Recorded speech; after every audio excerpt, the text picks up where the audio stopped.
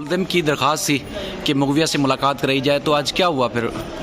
देखिए जी, गुज़िश्ता रोज़ हमने एक कॉन्स्टिट्यूशनल पिटीशन फाइल की थी जो कि एक डिविजनल बेंच के सामने, यानी कि 2 रुकनी बेंच होती है ऑनरेबल हाई कोर्ट की, उसके सामने एडमिट हुई है। उसकी एक समाअत जुम्मे को है। उसके अंदर हमने जहां बच्ची की कस्टडी मांगी है ऑनरेबल हाई कोर्ट से, वहाँ हमने ये भी दरख्वास्त की है कि जब तक ये ट्रायल ख़त्म नहीं होता, क्योंकि बच्ची प्रोसिक्यूशन विटनेस है और ज़हीर इसमें मरकज़ी मुल्ज़िम है, इन दोनों की मुलाकात ना हो वरना वो विटनेस अंडर इन्फ्लुएंस आ सकती है। तो चूँकि अब एक डिविजनल बेंच इसी मुद्दे को, मुलाकात के मुद्दे को अब सुनेगी और ज़ेर समाअत है, तो जो आज एक सिंगल बेंच थी divisional bench honourable high court की, उन्होंने बिल्कुल ये सही समझते हुए, जो कि एक हमारे यहाँ प्रोसीजर भी है, रिवायत भी है, कि जब 2 बेंचेस के सामने एक इशू का मसला हो तो कॉन्ट्रडिक्टरी जजमेंट्स अवॉइड करनी चाहिए। तो इसलिए प्रोसीडिंग्स एक जगह आप थोड़ी रोक देते हैं जब तक दूसरी बेंच फैसला न कर ले। तो फिलहाल जो है अब इसको एडजर्न कर दिया गया है 16 तारीख के लिए। 6 तारीख को जो 2 रुकनी बेंच है वो हमारी सीपी सुनेगी,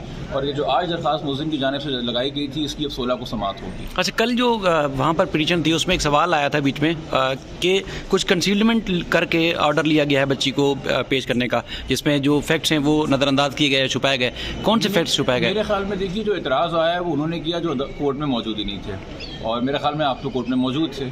मैंने तो तमाम तर बात बताई, और ये इल्ज़ाम लगाया गया कि हमने ये बात कंसील की है कि हमने ट्रायल कोर्ट के सामने एप्लीकेशन मूव की हुई बच्ची की कस्टडी की, जबकि उनको ये नहीं पता कि हमारी हाई कोर्ट के अंदर सीपी फाइल करने की बुनियादी रीज़न ही ये है कि हमने ट्रायल कोर्ट में बच्ची की कस्टडी की एप्लीकेशन मूव की, जिसके बाद मलिशियसली बदनीयती के साथ ट्रायल कोर्ट को हिंडर करने के लिए उन्होंने नो कॉन्फिडेंस की एप्लीकेशन मूव कर दी, जिसके बाद 10 दिसंबर से लेके अब तक तकरीबन 25 दिन से ज़ायद हो चुके हैं। ट्रायल कोर्ट एक कोल्ड स्टोरेज में चला गया है, प्रोसीडिंग्स फ्रीज हो गई हैं। ये तमाम तर चीज़ें, डॉक्यूमेंट्स और तमाम तर ऑर्डर्स और इनकी भी दरख्वास्त जो उन्होंने ट्रांसफ़र की लगाई हैं, ये सब पिटिशन में शामिल करके यही कल कोर्ट को आगाह करके कि देखिए, हाई कोर्ट आने से पहले आपको हाई कोर्ट को मुतमईन करना पड़ता है कि आपने अपने बाकी लीगल फोरम्स एग्जॉस्ट किए कि नहीं किए हैं। तो अल्हम्दुलिल्लाह हमारी तो कभी भी कंसीलमेंट की प्रैक्टिस नहीं रही है, मगर जो इस केस की प्रोसीडिंग्स को फॉलो करते रहे हैं उनको आज भी पता है कि आज तक एक 8 जून का पुरानी सीपी का ऑर्डर